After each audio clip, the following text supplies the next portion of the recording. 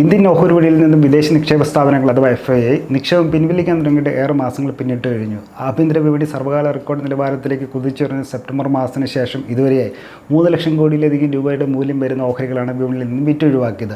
അടിസ്ഥാന സാമ്പത്തിക ഘടകങ്ങൾ ശക്തമായ നിലയിലുള്ള രാജ്യവും സമീപകാലത്ത് തിരുത്തൽ നേരിട്ടതിലൂടെ മൂല്യമതിപ്പിലും അഥവാ വാല്യുവേഷനിലും ഭേദപ്പെട്ട നിലവാരത്തിലേക്ക് എത്തിച്ചേർന്ന ആഭ്യന്തര വിപണിയിൽ നിന്നും വിദേശ നിക്ഷേപർ പിന്മാറുന്നതിന് ഇപ്പോൾ ഏവരും ആശ്ചര്യത്തോടെയാണ് ഉറ്റുനോക്കുന്നത്. ഈ ഒരു സാഹചര്യത്തിൽ സ്വാഭാവികം ഉയർന്നിരുന്ന ചോദ്യങ്ങളിലൊന്നാണ് വിദേശ നിക്ഷേപർ എപ്പോൾ മടങ്ങി വരും, അല്ലെങ്കിൽ വിദേശ നിക്ഷേപരുടെ ഭാഗത്തു നിന്നുള്ള വിൽപ്പന സമ്മർദ്ദം എന്ന് അവസാനിക്കുമെന്നത്.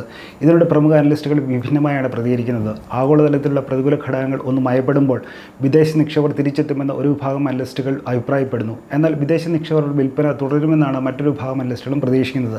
നമുക്ക് വിശദമായി പരിശോധിക്കാം. എല്ലാതരം വിദേശ നിക്ഷേപരും വിറ്റൊഴിയുന്നുണ്ടോ?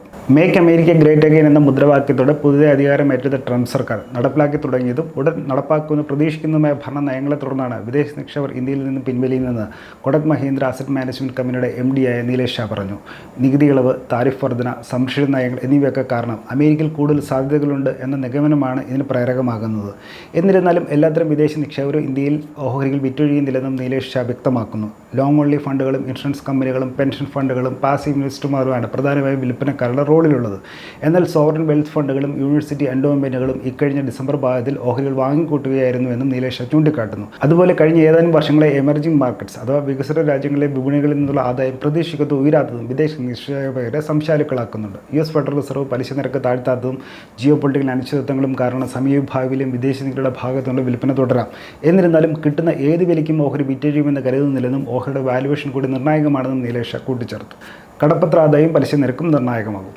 വിദേശ നിക്ഷേപരുടെ വിൽപ്പന ഇന്ത്യയിൽ മാത്രമായുള്ള പ്രതിഭാസമല്ലെന്നും എമർജിംഗ് മാർക്കറ്റ്സ് അഥവാ വികസിത രാജ്യങ്ങളിലെ വിപണിയിൽ പൊതുവായി പ്രകടമാകുന്ന പ്രവണതയാണെന്നും പ്രമുഖ അനലിസ്റ്റ് കാർത്തിക് കുമാർ പറഞ്ഞു. സുരക്ഷിത നിക്ഷേപമെന്ന മേൽവിലാസമുള്ള അമേരിക്കൻ സർക്കാർ കടപ്പത്രങ്ങളുടെ ആദായ നിരക്ക് താരതമ്യേന ഉയർന്നു നിൽക്കുന്നത് സ്വന്തം നാട്ടിലേക്ക് മടങ്ങിയെത്താൻ US കേന്ദ്രമാക്കിയുള്ള വിദേശ നിക്ഷേപരെ പ്രേരിപ്പിക്കുന്നുണ്ട്. അതേപോലെ ശക്തമായ US ഡോളർ കാരണം വികസിത രാജ്യങ്ങളുടെ കറൻസികൾക്ക് മൂല്യശോഷണം നേരിടുന്നതും വിദേശ നിക്ഷേപർ പിൻവലിയാൻ പ്രേരിപ്പിക്കുന്ന ഘടകമായി പ്രവർത്തിക്കുന്നു. അതേസമയം വികസിത രാജ്യങ്ങളിലെ കടപ്പത്ര ആദായ നിരക്ക് താഴ്ത്തുക, കേന്ദ്ര ബാങ്കുകൾ പലിശ നിരക്ക് കുറയ്ക്കുക, കറൻസികളുടെ വിനിമയ മൂല്യം സ്ഥിരത ആർജിക്കുക തുടങ്ങിയ 3 ഘടകങ്ങളെ അടിസ്ഥാനമാക്കിയാകും വിദേശ നിക്ഷേപർ ഇന്ത്യയിലേക്കുള്ള മടങ്ങിവരവ് സംഭവിക്കുമെന്നും കാർത്തിക് കുമാർ സൂചിപ്പിച്ചു. FII എപ്പോൾ മടങ്ങിവരും? ചുരുക്കത്തിൽ വിദേശ നിക്ഷേപരുടെ വിൽപ്പന സമ്മർദ്ദം ഹ്രസ്വകാലയളവിലേക്ക് നീണ്ടു നിൽക്കാമെന്നാണ് വിപണി വിദഗ്ധരും സൂചിപ്പിക്കുന്നത്. ആഗോള ഘടകങ്ങൾ അനുകൂലമായി ഭവിക്കുകയും പലിശ നിരക്കും ആഗോള കടപ്പത്ര നിരക്കും താഴാൻ തുടങ്ങുകയും രൂപയുടെ വിനിമയ മൂല്യം സ്ഥിരത കൈവരിക്കുകയും ചെയ്യുമ്പോൾ വിദേശ നിക്ഷേപർ ഇന്ത്യയിലേക്ക് മടങ്ങിയെത്താം എന്നുമാണ് അനലിസ്റ്റുകൾ പറഞ്ഞു വെക്കുന്നത്. ഈ ഒരു പശ്ചാത്തലത്തിൽ ഇന്ത്യൻ വിപണിയിൽ ചാഞ്ചാട്ടം തുടരാമെന്നും ആഭ്യന്തര നിക്ഷേപ സ്ഥാപനങ്ങൾ അഥവാ DAIയുടെ നിലപാട് നിർണായകമാണെന്നും വിപണി വിദഗ്ധർ ചൂണ്ടിക്കാട്ടുന്നു. ഡിസ്ക്ലെയിമർ: വിപണിയുടെ ട്രെൻഡിനെ സംബന്ധിച്ചുള്ള അഭിപ്രായങ്ങൾ മാർക്കറ്റ് അനലിസ്റ്റുകൾ സ്വന്തം നിലയിൽ പങ്കുവച്ചാണ്. ഇതിൽ ടൈംസ് ഇന്റർനെറ്റിന് ഉത്തരവാദിത്തമില്ല. ഓഹരി വിപണിയിലെ നിക്ഷേപം ലാഭനഷ്ട സാധ്യതകൾക്ക് വിധേയമാണ്.